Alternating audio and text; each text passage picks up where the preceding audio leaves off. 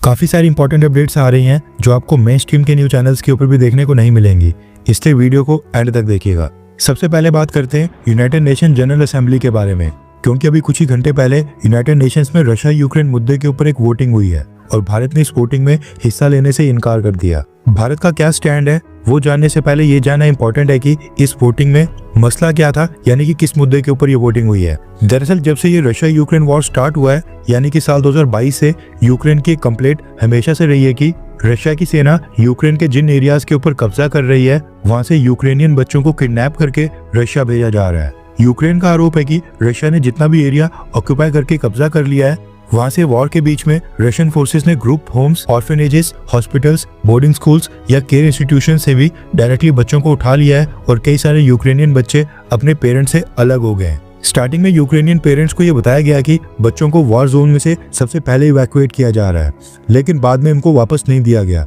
Ukraine का कहना है कि वॉर जोन में हजारों बच्चे अपने पेरेंट्स से अलग हो गए थे, कई के पेरेंट्स की जान चले गई और कई के पेरेंट्स हॉस्पिटलाइज्ड हो गए थे, जिसके चलते उन बच्चों को ऑर्फनेजेस और केयर होम्स में भेजा गया था। लेकिन रशियन फोर्सेस ने वहां से इन यूक्रेनियन बच्चों को अगवा करके मेनलैंड रशिया भेज दिया है। यूक्रेन का आरोप है कि यूक्रेनियन आइडेंटिटी वाले 6395 बच्चे अभी भी रशिया की कैद में हैं और 20,000 केसेस की वो इन्वेस्टिगेशन कर रहे हैं। ये था यूक्रेन का पॉइंट ऑफ व्यू। अब बात करते हैं रशिया की।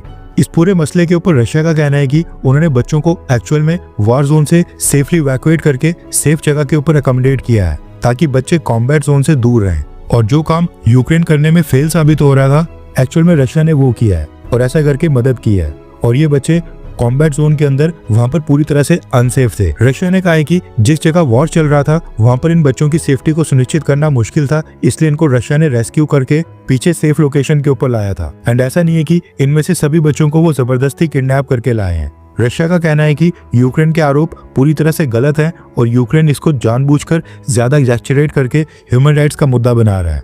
और जहां तक बात है बच्चों की संख्या की, तो रशिया के पास केवल 339 बच्चे हैं जिनको कॉम्बैट जोन से रेस्क्यू करके रशिया लाया गया था। ये कहना है रशिया का।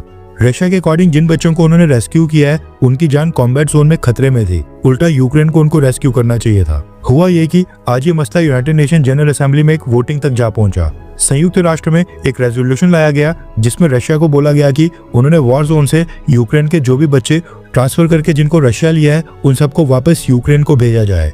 इस रेजोल्यूशन के ऊपर वोटिंग में 91 देशों ने फेवर में वोट किया, यानी कि 91 देशों ने यूक्रेन का साथ दिया, जबकि 12 देशों ने इस रेजोल्यूशन का विरोध किया और रशिया का साथ दिया, जिसमें बेलारूस और ईरान भी शामिल थे। वहीं पर 57 देश थे जिन्होंने वोटिंग के अंदर हिस्सा ही नहीं लिया और ये 57 देश इनडायरेक्टली रशिया को सपोर्ट कर रहे थे और इन्हीं 57 देशों में भारत और चाइना भी शामिल थे। 57 कंट्रीज ने अब्सटेन किया है। अब्सटेन करने का मतलब है कि हम प्रेजेंट हैं लेकिन वोटिंग में हिस्सा नहीं लेना चाहते हैं। भारत के रिप्रेजेंटेटिव्स वहां पर प्रेजेंट थे लेकिन हमने वोटिंग में हिस्सा नहीं लिया था और टोटल 57 देश भारत के साथ थे। नेक्स्ट अपडेट आ रही है भारत और श्रीलंका को लेकर। रेफरेंस क्लैब की स्क्रीन के ऊपर आर्टिकल का स्क्रीनशॉट है। दरअसल न्यूज निकल कर आ रही है कि ऑपरेशन सागर बंधु के तहत श्रीलंका की मदद करने के लिए अब इंडियन आर्मी की मेडिकल विंग ने श्रीलंका में एक फुली ऑपरेशनल फील्ड हॉस्पिटल भी सेटअप कर दिया है। यहाँ पर सर्जरीज तक करने का प्रावधान किया गया है। डॉक्टर्स के साथ साथ इंजीनियर्स की स्पेशल टीम को भी श्रीलंका की मदद करने के लिए भेजा गया है। श्रीलंका में कई सारे ब्रिजेस टूट गए हैं, उनको रिप्लेस करने के लिए भारतीय सेना ने पहले एक बैली ब्रिज सिस्टम भेजा था और अब श्रीलंका के रिक्वेस्ट के बाद और भी बैली ब्रिज सिस्टम्स श्रीलंका में भेजे जा रहे हैं। रिपोर्ट्स के अकॉर्डिंग साइक्लोन के बाद फ्लड्स के कारण श्रीलंका के अंदर अभी तक 486 कैजुअलिटीज हुई हैं, जबकि 341 के आसपास लापता है। श्रीलंका की गवर्नमेंट ने कहा है कि उन्होंने इनिशियल एस्टिमेट लगाया है कि साइक्लोन और फ्लड्स की वजह से जो श्रीलंका को नुकसान पहुंचा है उसको पूरा करने के लिए 6 से 7 बिलियन डॉलर्स की मदद चाहिए और श्रीलंका ने कहा है कि उनको उम्मीद है कि इस रिकवरी में भारत उनकी मदद करेगा। इसके अलावा श्रीलंका फॉरेन कंट्री से भी एड कलेक्ट करने की कोशिश कर रही है। नेक्स्ट अपडेट आ रही है भारत और इजराइल को लेकर। इजराइल की तरफ से भारत के ऊपर प्रेशर बनाया जा रहा है कि हम भी हमास को एक आतंकी संगठन घोषित कर दें। रेफरेंस क्लैब की स्क्रीन के ऊपर आर्टिकल का स्क्रीनशॉट है। न्यूज निकल कर आ रही है कि इजराइल डिफेंस फोर्सेस के इंटरनेशनल स्पोक्स पर्सन के बाद अब इजराइल के विदेश मंत्रालय ने भी भारत को हमास को एक आतंकी संगठन घोषित करने की रिक्वेस्ट कर दी है और वो भी भारत को याद दिलाते हुए कि हमने भी भारत के लिए कुछ ऐसा किया है। इजराइल की मिनिस्ट्री ऑफ फॉरेन अफेयर्स के सीनियर ऑफिशियल ने एक स्टेटमेंट में कहा कि भारत को हमास को आतंकी संगठन घोषित करने की दिशा में अब सीरियसली काम करना चाहिए। हमने भी लश्कर तैयबा को कई साल पहले एक आतंकी संगठन घोषित कर दिया था और हम ये चाहेंगे कि भारत इसको रेसिप्रोकेट करे।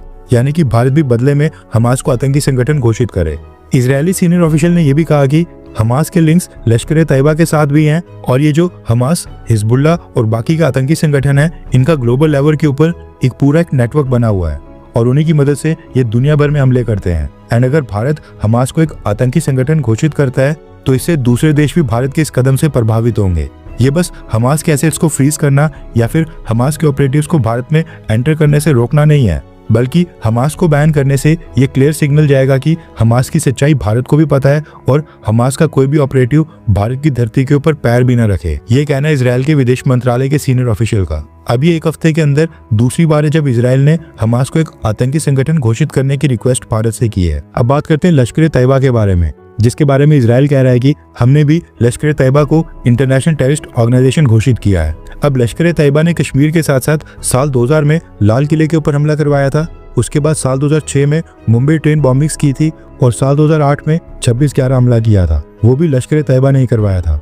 लेकिन मसला ये है कि इजराइल ने लश्कर तैयबा को साल 2023 के नवंबर में जाकर एक टेररिस्ट ऑर्गेनाइजेशन घोषित किया था। यानी कि जब 7 अक्टूबर 2023 को हमास ने इजराइल के ऊपर हमला किया था, उसके अगले महीने में जाकर इजराइल ने लश्कर तैयबा को इंटरनेशनल टेररिस्ट घोषित किया था।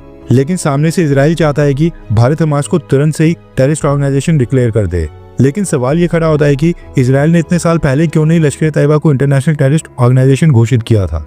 7 अक्टूबर के हमले के बाद क्यों? ताकि भारत के ऊपर प्रेशर बनाया जा सके। वैसे देखा जाए तो हमास को आतंकी संगठन घोषित करना ये बिल्कुल सही स्टेप होगा, लेकिन जो पॉलिटिक्स इजराइल ने की है वो पॉइंट आउट करना भी जरूरी था। नेक्स्ट अपडेट आ रही है भारत और रशिया को लेकर। दरअसल न्यूज निकल कर आ रही है कि आज भारत सरकार ने रशियन नेशनल्स के लिए 30 दिन तक free e visa facility announce की है और अब रशियंस बिना वीजा की टेंशन लिए 30 दिन तक भारत में घूम सकते हैं। इससे पीपल टू पीपल कनेक्शन भी स्ट्रांग होंगे और भारत और रशिया के बीच टूरिज्म भी बढ़ेगा। नेक्स्ट अपडेट आ रही है भारत में टोल कलेक्शन को लेकर। रेफरेंस क्लैब के स्क्रीन के ऊपर आर्टिकल का स्क्रीनशॉट है। दरअसल minister of road transport and highways of India Nitin Gadkari sir ने जानकारी दी है कि इलेक्ट्रॉनिक टोल कलेक्शन भारत में 1 साल के अंदर पूरी तरह से लॉन्च कर दी जाएगी। लोकसभा में जानकारी देते हुए नितिन गडकरी सर ने कहा कि साल के अंदर देश के सभी टोल कलेक्शन प्रोसेसेस को इलेक्ट्रॉनिक सिस्टम के साथ इक्विप कर दिया जाएगा। नितिन गडकरी सर ने यह भी जानकारी दी कि इस समय देश के अंदर 10 टोल कलेक्शन इलेक्ट्रॉनिक सिस्टम के साथ इक्विप कर दिए गए हैं, जहां पर टोल कटवाने के लिए लाइन नहीं लगानी पड़ती है और अगले 1 साल के अंदर देश के सभी टोल कलेक्शन सेंटर्स में ये इलेक्ट्रॉनिक सिस्टम इंप्लीमेंट कर दिया जाएगा, जिसके बाद टोल के नाम के ऊपर किसी भी गाड़ी को रुकना नहीं पड़ेगा। नेक्स्ट अपडेट आ रही है भारत के leader of opposition Rahul Gandhi को लेकर, जिन्होंने आरोप लगाया था कि भारत की सरकार फॉरेन कंट्री से आने वाले डिग्नेटरीज के साथ उनकी मीटिंग होने नहीं देती है। इसको लेकर न्यूज निकल कर आ रही है कि पिछले 1.5 सालों के अंदर ही राहुल गांधी, जो कि लोकसभा में लीडर ऑफ ऑपोजिशन है, इन्होंने फॉरेन कंट्रीज के 5 विजिटिंग गेस्टों के साथ अभी तक मुलाकात कर ली है। पिछले साल 10 जून 2024 को बांग्लादेश की former prime minister Sheikh Hasina Bharat आई थी। राहुल गांधी तब भी उनसे मिले थे। उसके बाद वियतनाम के प्राइम मिनिस्टर लास्ट ईयर अगस्त महीने में भारत आए थे, वो भी राहुल गांधी से मिले थे। उसके बाद prime minister of Malaysia Anwar Ibrahim 21 अगस्त 2024 को भारत आए थे, तब भी उनकी मुलाकात राहुल गांधी के साथ हुई थी। उसके बाद प्राइम मिनिस्टर ऑफ मॉरिशस नवीन चंद्र रामगुलाम, जो कि 16 सितंबर 2025 अभी 2-3 महीने पहले ही भारत आए थे, उन्होंने भी राहुल गांधी के साथ मुलाकात की थी। इस साल के स्टार्टिंग में न्यूजीलैंड के प्राइम मिनिस्टर क्रिस्टोफर लक्सन 8 मार्च 2025 को भारत आए थे, उन्होंने भी राहुल गांधी के साथ मुलाकात की थी। अब मसला ये है कि भारत में लीडर ऑफ ऑपोजिशन के साथ मुलाकात करनी है या फिर नहीं, ये भारत सरकार या फिर विदेश मंत्रालय डिसाइड नहीं करता है। ये सामने वाला देश ही डिसाइड करता है कि उनका प्राइम मिनिस्टर या प्रेसिडेंट भारत में लीडर ऑफ ऑपोजिशन या राहुल गांधी के साथ मुलाकात करना चाहता है या फिर नहीं।